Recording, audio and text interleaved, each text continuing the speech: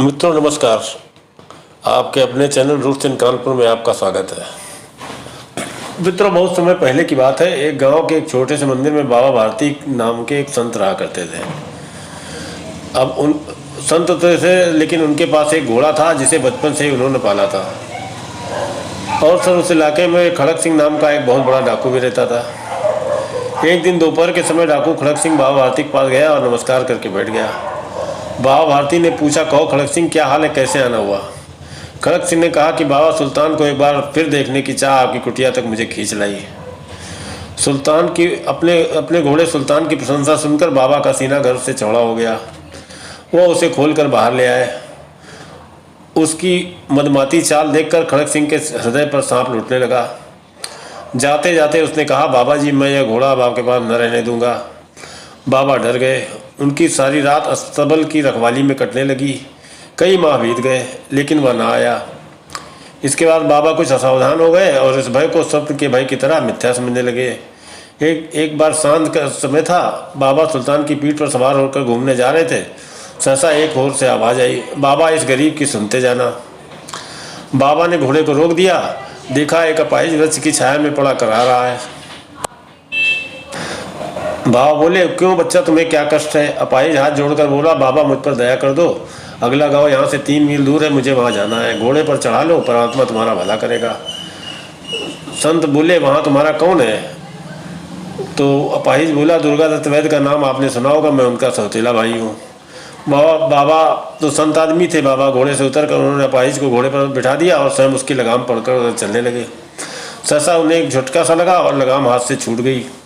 उनके आश्चर्य का ठिकाना न रहा जब उन्होंने देखा कि अपाहिज घोड़े की पीठ पर तनकर बैठ गया और घोड़े को दौड़ाया जा रहा है। और मतलब अपाहिज बनना उसका एक नाटक था। बाबा के मुंह से भय, विस्मय और निराशा से भरी हुई चीख निकल गई। वह अपाहिज डाकू खड़क सिंह ही था। बाबा कुछ समय तक चुप रहे, फिर कुछ समय बाद कुछ निश्चय करके पूरे बल के साथ चिल्लाकर बोले, अरे खड़क सिंह, जरा सुनते तो जाओ। खड़क सिंह ने घोड़ा रोक लिया और उसकी गर्दन पर प्यार से हाथ फेरते हुए बोला, उसके अकड़ आ चुकी थी। बोला, बाबा यह घोड़ा अब न दूंगा। बाबा भारती ने पास जाकर उसकी आंखों में देखा और कहा कि यह घोड़ा तुम्हारा हो चुका है, मैं तुम्हें इसे वापस करने के लिए न कहूँगा। परंतु खड़क सिंह, केवल एक प्रार्थना करता हूँ, इसे स्वीकार न करना, नहीं तो मेरा दिल टूट जाएगा। तो खड़क सिंह बोला, बाबा आप जो भी आज्ञा देंगे, मैं आपका दास हूँ, मैं सब मानूंगा, बस ये घोड़ा नहीं दूंगा। घोड़ा आज से मेरा हुआ।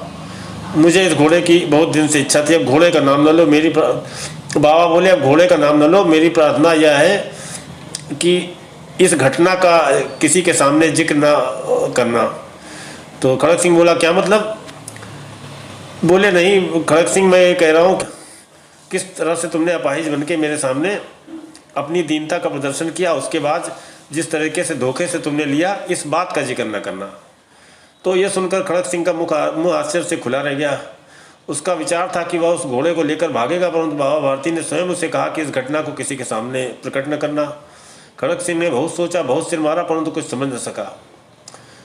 हार कर उसने अपनी आंखें बाबा भारती के मुंह पर गड़ा दी और पूछा, बाबा जी, इसमें आपको क्या डर है? सुनकर बाबा भारती ने उत्तर दिया, खड़क सिंह, अगर तुमने इस घटना का तुम लोगों से जिक्र कर दिया तो आज के बाद लोग गरीबों और दीन दुखियों पर दया नहीं करेंगे।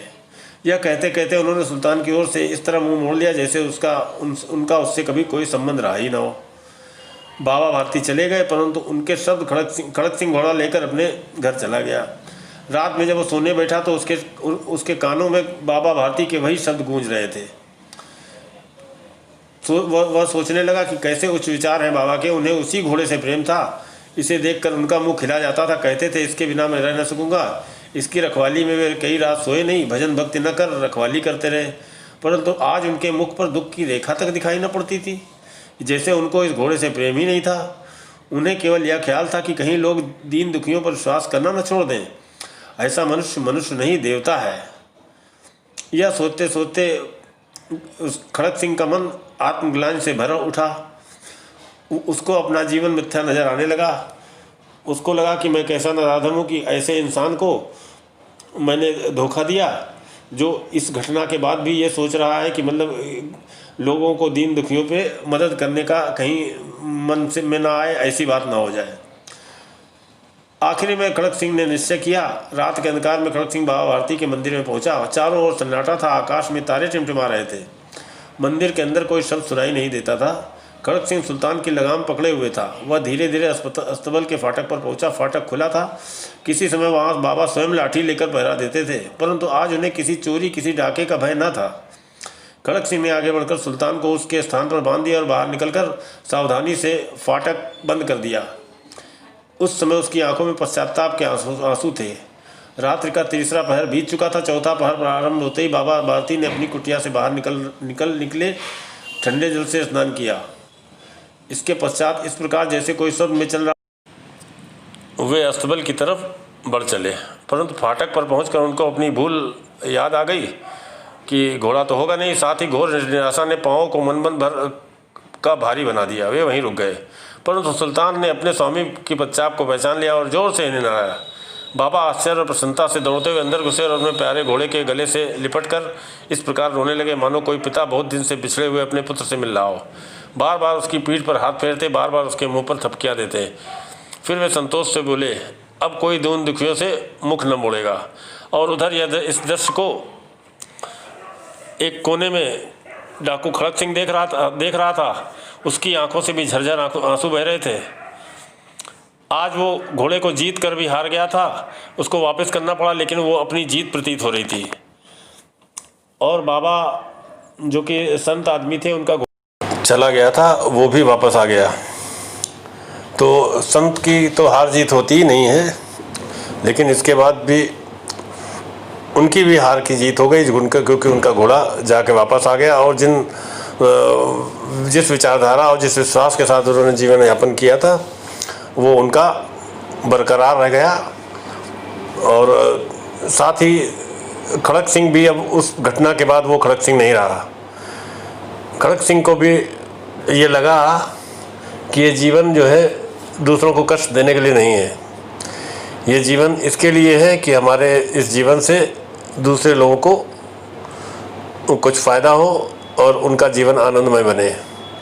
तो इस घटना के बाद खड़क सिंह ने भी अपना जितने भी बुरे कर्म थे वो त्याग दिए और सच्चाई की राह पे चलने लगा।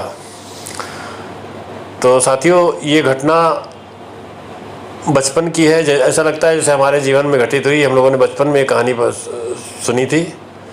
तो मेरा आपसे आग्रह है कि आप अपने वो बच्चे जो मतलब 7-8 साल 10 साल के हैं, उनको अगर ये कहानी सुनाएंगे तो ये ऐसी एज होती है जिसमें चीज़ मानस पटल पे अंकित हो जाती है और फिर जीवन भर बरकरार रहती है।